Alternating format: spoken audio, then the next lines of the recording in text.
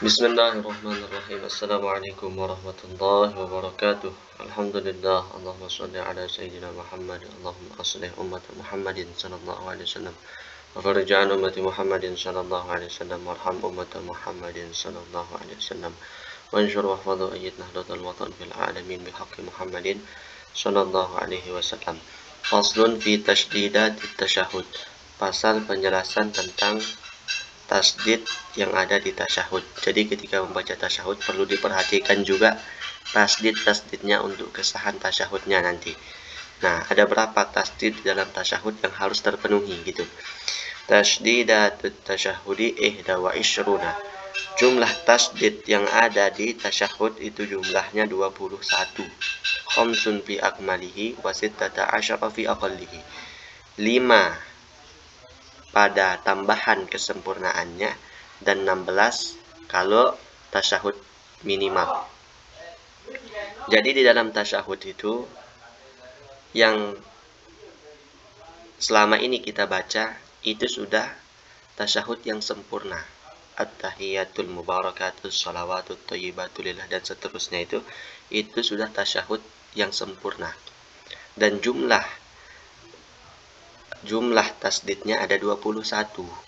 Akan tetapi ketika nanti ada orang baru belajar, kemudian bisalah diajarkan yang pendek dulu tasyahudnya, yaitu yang jumlah tasdidnya hanya 16, bukan 21.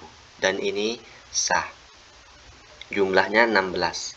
Nah, bunyi tasyahud yang paling minimal itu adalah At-tahiyyatulillah. Jadi tidak pakai al-mubarakatus shalawatut thayyibatulillah. Shalawatut thayyibat. Tidak diambil yang ini ketika membaca paling minimal tasyahud. Langsung at-tahiyyatulillah. Ini paling minimalnya dan juga sudah sah ini. At-tahiyyatulillah. Salamun alaika ayyuhan nabiyyu wa rahmatullahi wa barakatuh. Salamun alaina wa ala ibadillahis salihin. Asyhadu an la ilaha illallah wa asyhadu anna Muhammadar Rasulullah. Nah, itu bunyi tasyahud yang paling minimal. Nah, kalau yang paling minimal jumlah tasdidnya 16. Kalau yang sempurna jumlahnya 21 seperti yang sering kita baca. Nah, ditambah 5. Nah, ini ditambah 5 tasdidnya kalau sempurna. At-tahiyyatu 'ala ta'i wal ya. Di sini ada 2 tasdid yang perlu diperhatikan, di atas ta dan di atas ya. Al-mubarakatus shalawatu 'ala shadi di sini 1. At-thayyibatu 'ala ta'i wal ya'i. Di sini ada 2. Di atas ta dan di atas ya. Lillahi 'ala lamil jalalah 1 di atas lamnya Allah. Assalamu 'ala sin 1 di sini. Di atas sin 'alaika ayyuhan nabiyyu alal ya'i wan nuni wal ya'i. Ada 3 di sini, 1 2 3. Warahmatullah di atas lapas Allah ini. Ada lamil jalalah. Wa barakatuhu assalamu ala sin. Di sini assalam ada di atasnya sin 1. Alaina wa ala ibadillah di ala lamil jalalah 1 di atas lamnya Allah di situ tasdidnya. As-salihin ala sadi di atas sad. Asyhadu an la ilaha ala lami alifin. Di atas lamnya alif ada 1. Illallah ada lami alifin wa lamil jalalah ada 2. Ini ya. Wa asyhadu anna ala nun di atas nun. Muhammadar Rasulullah ala mim. Muhammadin wa ala ra'i wa ala lamil jalalah. Nah, ini semua tasyahudnya tinggal diperhatikan di mana tempat tasyahudnya, jangan sampai tertinggal. Faslun fi tasdidatis sholati ala nabi sallallahu alaihi wasallam. Sekarang jumlah tasdid yang ada di salawat kepada Nabi sallallahu alaihi wasallam. Tasdidatu aqallis salati ala nabi arba'un. Kalau kita membaca salawat yang paling pendek, maka tasdidnya cukup 4. Salawat yang paling pendek bunyinya Allahumma sholli ala Muhammad, itu sudah sah. Adapun yang panjang itu untuk menyempurnakan, dan itu kalau mau lebih bagus lebih baik. Akan tetapi kalau yang pendek cukup ini juga sah juga. Allahumma ala lami wal mim. 2 di sini. Sholli ala lam ala Muhammadin ala mim. Nah, ini di tasyahud di salawat perlu diperhatikan juga tasdidnya. Faslun fi aqallis salam. paling minimal salam. Aqallus salam assalamualaikum, paling minimal salam cukup assalamualaikum. Kalau mau lebih sempurna bisa juga assalamualaikum warahmatullah. Tasdidus salam ala sin, cuma satu di atas sin, itu perlu diperhatikan juga. Faslun fi awqatis shalah, penjelasan tentang waktu di dalam sholat. Gimana cara mengetahui waktu sudah masuk sholat apa enggak? Nah, di sini tidak mudah, cukup bisa menggunakan alamiah, alam. Nah, ini untuk mengetahui masuk waktu sholat dan berakhirnya waktu sholat. Akan tetapi zaman sekarang sudah mudah bagi kita, yaitu menggunakan ada jam dan waktu sholat sudah ditentukan. Nah, itu semua tentu memudahkan kita. Nah, akan tetapi itu semua tentu diambil dari ilmunya. Ilmu untuk mengetahui masuknya waktu sholat ada ilmunya tersendiri. Fi awqatis sholah, penjelasan tentang waktu sholat. Awqatus sholati khamsatun, waktu-waktu sholat ada 5. Tentu ada 5 karena jumlah sholatnya 5 kan.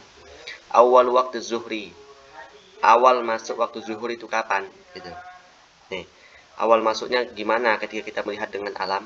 Zawalus syamsi, tergelincirnya matahari. Maka di saat matahari tergelincir, di situ sudah masuk waktu zuhur. Jadi awalnya matahari kan terbit dari sebelah timur, kemudian terus naik. Nah, ketika dia sudah tergelincir ke arah barat, tentu bayangan berpindah. Yang tadi bayangan ke arah barat sebelumnya, sekarang berpindah ke arah timur. Nah, ketika sudah seperti itu tergelincir matahari, maka itu sudah masuk waktu zuhur. Wa akhiruhu, akhir waktu zuhur, habis waktu zuhur, masiru zilli syai' mithlahu ghairu zilli istiwa. Akhirnya ketika habis waktu zuhur, ini bisa dipraktekkan nanti. Kalau mau langsung dipraktekkan, coba tes.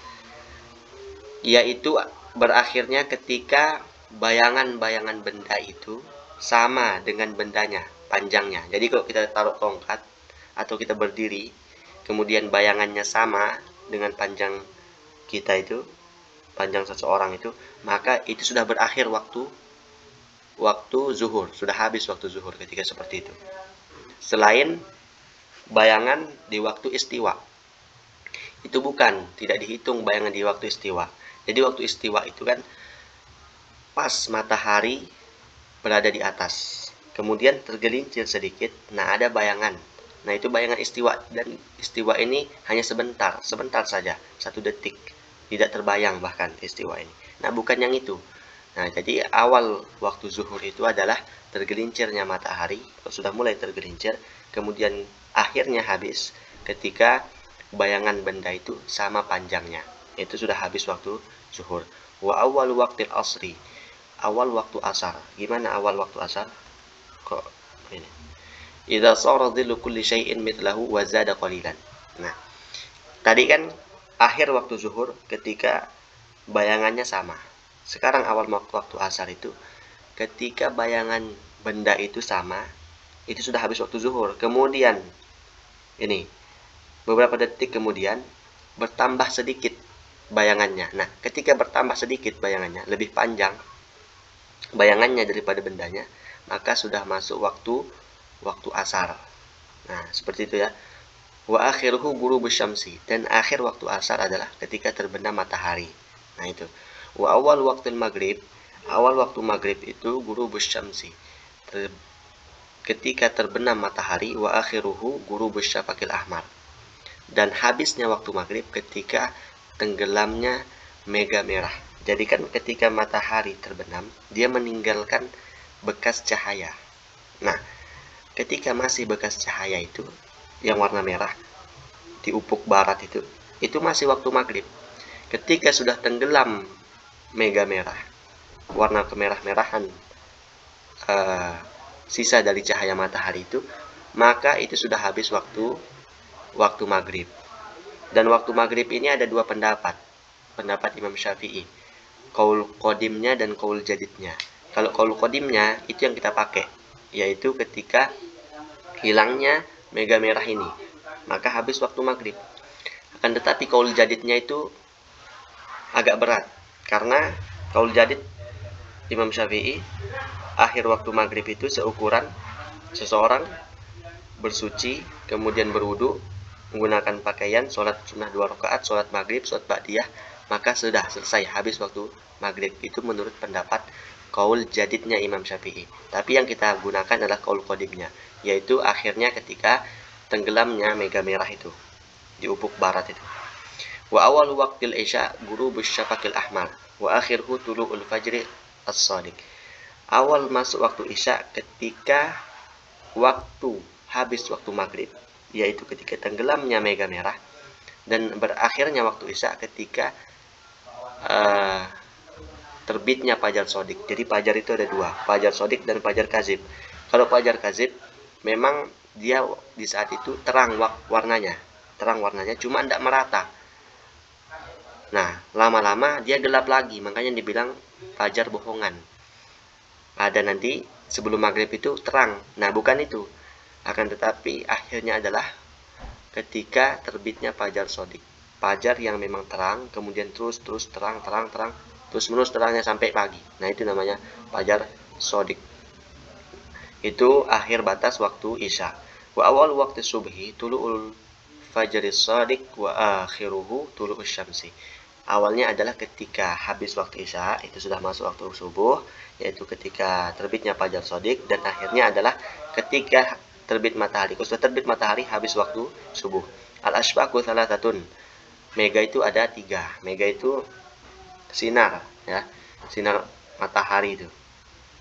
Ahmaru wa asfaru wa abyadu. Ada mega warna merah, wa asfar kuning dan putih. Al-ahmaru maghribun. Nah, kalau ahmar ini yang merah ini untuk waktu maghrib, ya kan, tadi sudah dibahas kan. Wal asfaru wal abyadu isyaun. Kalau putih, kuning dan putih untuk waktu isya. Ketika tenggelam mega merah, maka kan habis waktu maghrib kemudian masuk waktu isya. Nah, muncullah mega baru, yaitu mega kuning dan putih. Nah, itu sudah masuk waktu isya. Wa yundabu ta'khiru sholatil isya ila ayyaghiba syafaqul asfar wal abyad. Disunahkan kita memperlambat sholat isya sampai hilangnya mega kuning dan mega putih itu. Nah, itu kalau sudah hilang itu disunahkan kita. Tapi tetap sih tetap yang paling afdal sholat di awal waktu. Kemudian nanti ada waktu fadilah juga, ada sebenarnya dijelaskan di dalam kitab yang lebih besar. Waktu fadilah, waktu boleh, waktu takhir. Waktu fadilah itu seukuran seseorang bersih-bersih, bersuci, kemudian menunggu berwudu, menunggu waktu sholat qobliyah, ba'diyah selesai, sholat fardunya selesai. Nah, sudah itu waktu fadilah. Artinya dia mendapatkan keutamaan pahala yang lebih besar ketika mengerjakan sholat di awal waktu. Walaupun boleh mengerjakan sholat tidak langsung, bisa di tengah-tengah waktu, boleh. Nanti ada waktu permasalahan itu tersendiri. Nanti dicari di kitab yang lebih besar. Mungkin sampai sini dulu akhirul kalam. Wallahul muwaffiq wal hadi ila sabilir rasyad. Assalamualaikum warahmatullahi wabarakatuh.